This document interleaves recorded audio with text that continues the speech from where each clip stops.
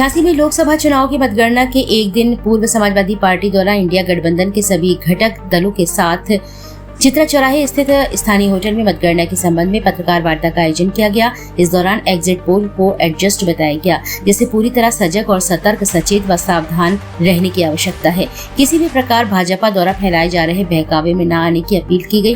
इस दौरान बताया गया कि इंडिया गठबंधन सरकार बनने जा रही है, इसलिए ऐसा झूठ फैलाकर भाजपा वाले सबका मनोबल गिराना चाहते हैं। जनता व कार्यकर्ता में इस उत्साह को कम न होने दें, सावधान और सतर्क रहें। पत्रकार वार्ता के दौरान पूर्व राज्यसभा सांसद डॉक्टर चंद्रपाल सिंह यादव ने कहा कि बुंदेलखंड की सभी सीटों सहित उत्तर प्रदेश की 50 सीटों पर इंडिया गठबंधन जीतने जा रहा है। उन्होंने कहा कि सरकारी सर्वे सरकार के खिलाफ नहीं जा सकते हैं, इसलिए भ्रामक एग्जिट पोल के जरिए भ्रम फैलाया जा रहा है। उन्होंने बताया कि मतगणना एजेंटों के साथ बैठकर उन्हें पूरी तरह प्रशिक्षित किया गया है। आखिरी ईवीएम मशीन खुलने तक सावधानी और सतर्कता रहने की दिशा निर्देश दिए गए हैं। स्थानीय होटल में आयोजित की गई पत्रकार वार्ता में समाजवादी पार्टी के पूर्व सांसद डॉक्टर चंद्रपाल सिंह यादव ने कहा कि जिला प्रशासन, जिला निर्वाचन अधिकारी ने लोकसभा 2024 को निष्पक्ष, शांतिपूर्ण कराया। उन्होंने कहा कि लेकिन मतगणना 4 जून को होना है, इसके लिए उन्होंने अपने मतगणना अभिकर्ताओं को मतगणना की पूरी तैयारियां करवा दी है। उन्हें समझा दिया गया है कि अंतिम समय तक टेबल नहीं छोड़ना है, आखिरी तक मतगणना टेबल पर डटे रहना है, जब तक प्रमाण पत्र नहीं मिल जाता है।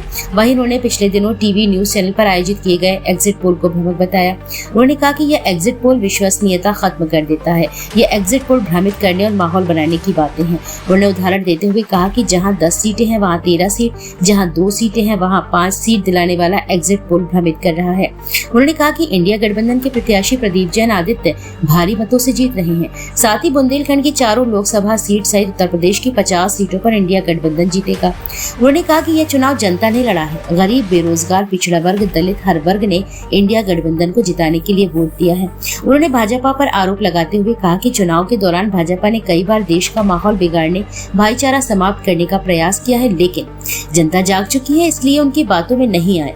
वहीं उन्होंने कहा कि गड़बड़ी होने पर इंडिया गठबंधन का एक कार्यकर्ता सतर्क है। उन्हें जिला निर्वाचन पर पूरा भरोसा है। इस दौरान पूर्व विधायक गोरठा दीप नारायण सिंह यादव ने बताया कि भाजपा के लोग कैसे कॉन्फिडेंस से बोल देते हैं कि वे जीत रहे हैं, जबकि एक पति अपनी पत्नी के वोट को पता नहीं कर सकता। यह पूरे देश का परिणाम कैसे बता सकते हैं? अगर एग्जिट पोल आ रहे हैं तो शंका हो सकती है। वहीं इंडिया गठबंधन प्रत्याशी प्रदीप जैन ने कहा कि झांसी ललितपुर लोकसभा का चुनाव जनता ने लड़ा है। जनता सब जान रही है कि एग्जिट पोल भ्रामक है। उन्होंने बताया कि इंडिया गठबंधन लाखों मतों से झांसी ललितपुर जीतने जा रहा है। इस अवसर पर ब्रजलाल खाबरी, समाजवादी पार्टी महानगर अध्यक्ष तनवीर आलम, जिला अध्यक्ष ब्रजेंद्र यादव, भोजला अधिवक्ता विवेक वाजपेयी, मुकेश अग्रवाल, अमीर चंद्र, शंभू सेन, बलवान सिंह यादव, शकील खान, आरिफ खान, फारूक शेख आदि मौजूद रहे। के संविधान से, नहीं तो वो मंत्री परिषद की शपथ दिला देते। सबने देखा पूरे देश के अंदर 100 दिन का एजेंडा तय हो गया, पूरे लोग कैबिनेट बैठ गई और अगली सरकार का कामकाज बना रहे। तो कहीं ना कहीं इनके मन में मायावी रूप से छल करने का भाव है और उसमें ये प्रशासन को दबाव में लेना चाहते कि हर जगह हमें, इसलिए और इसको अपन ने देखा। चुनाव आयोग ने भी शिकायत हम लोगों ने की।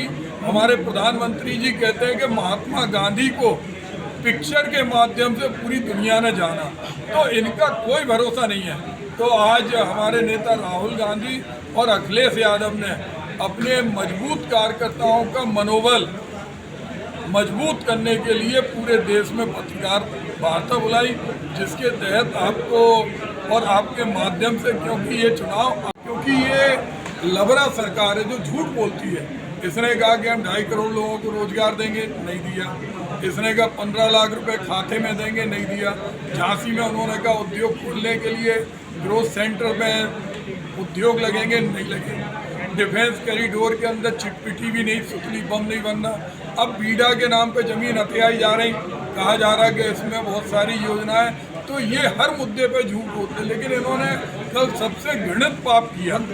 जब एक मतदाता जो बाबा साहब भीमराव अंबेडकर के संविधान को सुरक्षित रखना चाहता है, उसने गठबंधन को मतदान किया और उनके मनोबल को हतोत्साहित करने के लिए और अधिकारियों को दबाव बनाने के लिए कि अधिकारी इस दबाव में रहें कि दिल्ली में भी सरकार बन रही हो। इनकी इतनी बड़ी लफाजी है कि आज प्रधानमंत्री जी ने 100 दिन का एजेंडा तय कर दिया।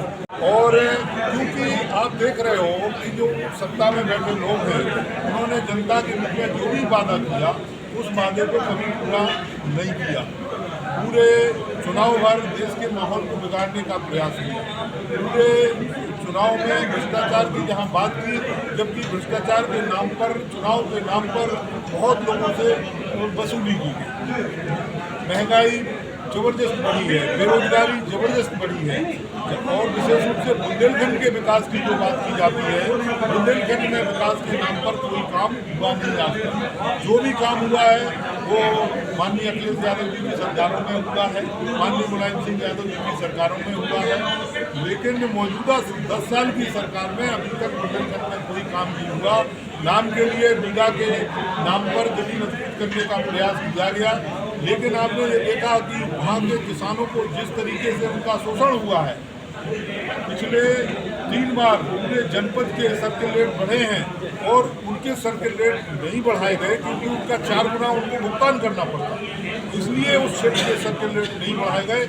हम गारंटी के साथ कहते हैं जिस दिन गठबंधन की सरकार आएगी, किसानों को जो उनके साथ शोषण हुआ है उनको न्याय दिलाएंगे, जो भी पैसा है उनको हम दिलाने का प्रयास करेंगे। करना चाहता है, हम चाहते हैं निष्पक्ष हो, निष्पक्ष करने की मांग कर रहे हैं कि निष्पक्ष होना चाहिए, और अधिकारियों को निष्पक्षता से, अगर हमारे किसी कार्यकर्ता के मन में या और किसी पार्टी के कार्यकर्ता के मन में कोई संदेह उठता है तो उसको प्रशासन के अधिकारियों को पूरी तरीके से संतुष्ट करना चाहिए कि भाई ये आपके मन में सवाल उठा है और ये इस तरीके से नेताजी यूपी में कितनी सीटें जीत रहे हैं? हम उत्तर प्रदेश में गठबंधन कम से कम 50 सीटें जीतेगा। पूरी है, वो प्रेस नोट है जो लोगों ने मेहनत की है, श्रम किया है, जी अपन लोगों के लिए समाजवादी पार्टी के काम, कांग्रेस का संघर्ष लोगों तक पहुँचा है, लोगों ने समर्थन किया है, वो अब पेटी के अंदर बंद है। कार्यकर्ता जाकर उस पेटी खोलना है। जनता के बीच में जब आप भी गए हैं, लोग भी गए हैं, बहुत सारा प्यार इसने मिला है। जिनके हाथों में कानून की, उनके प्रति निराशा थी लोगों को। इस बार एक सामाजिक जो गरीब है या राजनीति की जो समझ रखने वाले लोग हैं, उन्होंने एक वोट किया होगा। तो मैं कह सकता हूँ कि उनका कोई बनता नहीं था घटना, तो गठबंधन को प्रति प्यार दिखा लोगों ने, हर वर्ग का समर्थन दिखाई दिया। बहुत सारे शोषण करके लोग मतदान करते हैं। मैं कह सकता हूँ कि जिस तरह का लोगों के बीच सरकार मिला है, परिणाम पक्ष में आए। संदेह की स्थिति में कैसे निपटेंगे? संदेह की स्थितियाँ पैदा की जा रही हैं। हर मतदाता, देश में राजनीति करने वाला आदमी ये कोशिश करता है कि हमारा लोकतंत्र तब बचेगा जब हमारे लोकतंत्र की जो मजबूत कड़ी है, जो चुनाव की निष्पक्षता है, वो बनी रहे, तो विश्वास बना रहेगा लोगों को। मैं कह सकता हूँ कि मतदान के बाद मैंने भी सवाल किया कि आप अपने परिवार के लोगों में, अगर परिवारों की संख्या में आप जुड़ेंगे, किसी से पूछेंगे नहीं, तो आपको नहीं पता है कि किसने किसको दे दिया, बिना जानकारी करें। और आप भी चैलेंज से कह सकते हैं कि मेरे पूरे परिवार ने किसको वोट दे दिया।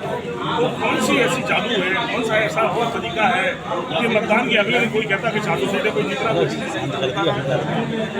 स्थिति पैदा करने वाला जो कोशिश है वो बहुत सारा भ्रम पैदा कर दिया।